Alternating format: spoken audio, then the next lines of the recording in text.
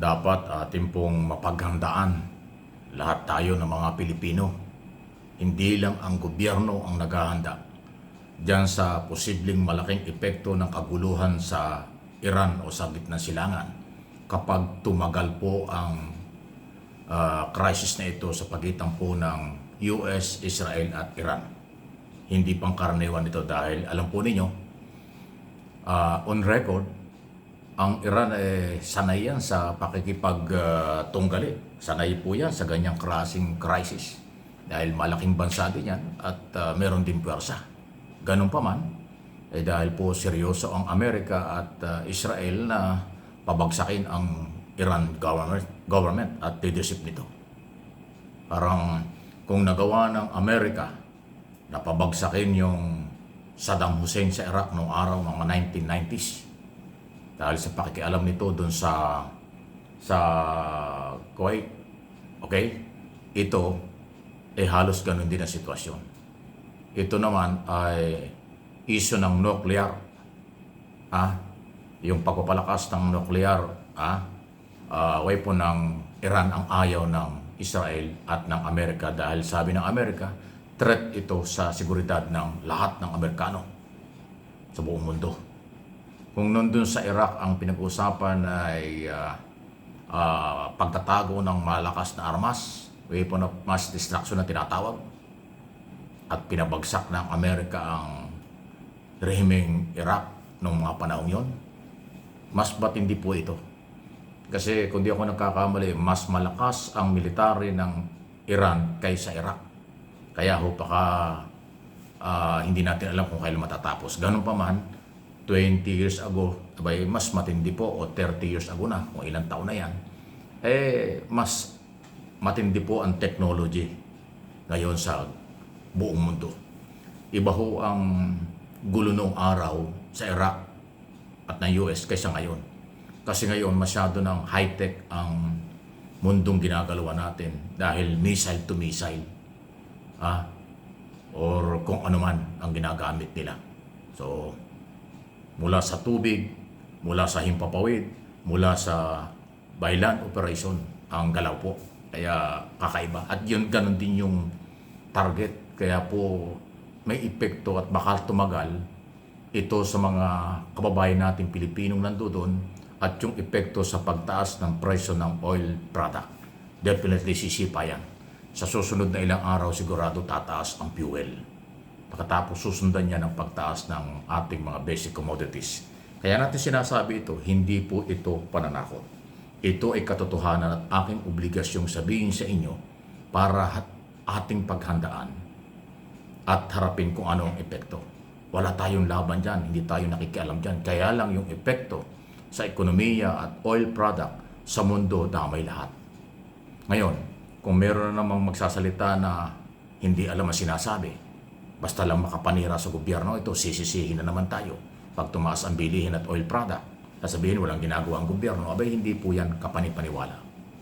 Lahat na lang paninisi. Although hindi na ho yan magamot dahil kumbaga sa malala ng sakit yung ginagawa ng anti-Marcos na lahat na lang ay paninisi sa halip na tumulong. Kasi ako po naniniwala, anumang crisis ng bansa, dapat nakakatulong-tulong. Yung gobyerno, tulungan ng mamamayan.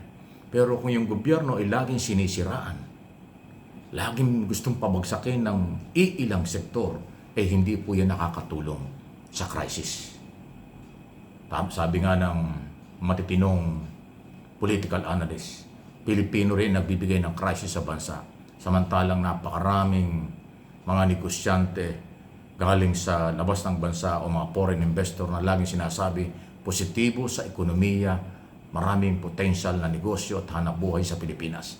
Nasisira lang dahil sa sobrang pamumulitika ng iba na atat maghawak ng kapangyarihan. Hindi naman natin alam kung merong alam, kung may magagawa. Yung pang-international ang karanasan at kaalaman na presidenteng nakaupo gustong palitan ng pan-local na kaalaman. Ay, saan tayo pupulutin yan? Kung sino man yan, alam na ninyo. So, real talk lang. Kasi ako ito sinasabi, siguradong may maninisi na naman may gagamitin na naman itong crisis sa gitna silangan para sirain at butasan na naman ang ating gobyerno kahit wala namang kinalaman doon. Yung paghahanda sa crisis, yan ay sama-sama. Dapat pagtulungan. Ang maninira at maninisi din sa epekto ng problemang nandoon sa gitna silangan ay alam na natin, pamumulitika at dala ng walang pagmamalasakit at wala rin kaalaman sa kung ano ang global problem ng mundo, hindi lang ng Pilipinas. Ganun pa man, huwag tayong magpanik. Kung ano man po ang ginagawa ng gobyerno para tulungan ang mga Pilipino sa anumang epekto nito, ating ibabalita. Alam ko hindi naman magpapabaya ang gobyerno sa ilalim ni Pangulong Marcos dahil yan ay obligasyon at alam nila. Kaya nga nung isang araw pa o nung nakaraan pa, nagbigay na siya ng kautusan sa lahat ng kinaukulan paghandaan ito. Ang nangyari na nga, eto na nga, hindi na biro. Lahat ng balita ngayon tungkol dun sa kaguluhan sa Middle East, matatabunan ng ibang isyo. Pero ganun pa man, kung tayo merong internal problem o political problem sa bansa na kung sino-sino gumagawa nito, hindi tayo nakakawala sa global problem o pangkalahatan sa buong mundo na crisis katulad niyan. Parang yung nangyayari doon sa Ukraine at Russia. Ilang taon na sila nagkakagulo doon. Diba lagi sinasabi hindi tayo apektado dahil malayo tayo. Baliktad. Apektado tayo. Marami nang naapektuhang bansa sa buong mundo yung away na yun. Ay hindi pa tapos. Ito, ay parang mas matindi ito. Kasi nadadama yung ibang mga bansa na ang kinalaman lang nila ay merong military camp ang Amerika doon, katulad ng Saudi, United Arab Emirates, Bahrain, Qatar at Kuwait. Di ba? Parang gusto ng Iran palawakin. Pero ako naman naniniwala sa aking personal na pagsusuri dito, hindi magtatagumpay ang Iran dito sa labang ito. Mabigat ang kalaban nila. Hindi lang US. Yung malapit sa kanila or malapit sa area nila na matagal lang kalabang Israel, grabe po ang statement na sinabi. Talagang hindi sila papayag na hindi sila magtagumpay dito. Sa lahat ng paraan na gagawin nila para mapabagsak ang 47 years na rehimen ng liderato ng Iran government. Yan din ang paniniwala ng Amerika. Kung yung mga ganita, last week lang yata yun, nagpunta yung Prime Minister ng Israel sa Washington DC, nag-meeting sila, final meeting, eto na. Nangyayari na yung kanilang malalim na relasyon, ugnayan para against Iran. So, walang may gusto nito. Pero ang ating magagawa, ipagdasal natin na ito'y matapos ang crisis sa lalong madaling panahon, at isalba ang mga pwedeng maaapektuhan. Please like and share.